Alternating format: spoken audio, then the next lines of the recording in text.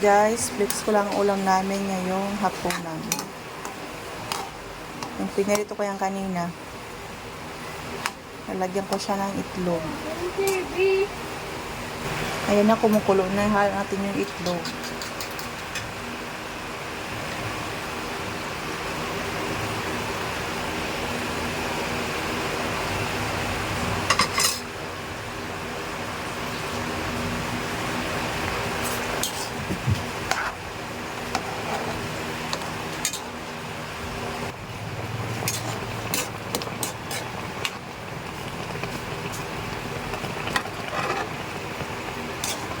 Marami itlog guys kasi paborito ng mga anak ko yung itlog.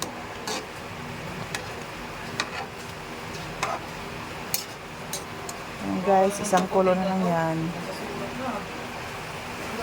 May luto na. Puting? Baka akit yan. Yan. Ano talaga umakit dito ang puso?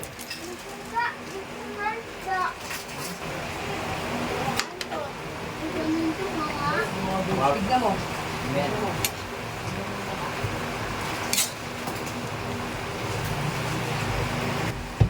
Isang kulo na lang to, kakain tayo.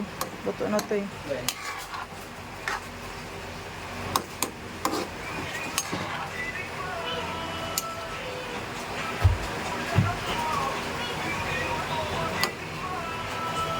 Ayan na nga guys, luto na ang aming ulam sa hapunan. Thank you for watching guys. Thank you for watching guys. To visit the ads. Thank you. Thank you guys. Thank you guys.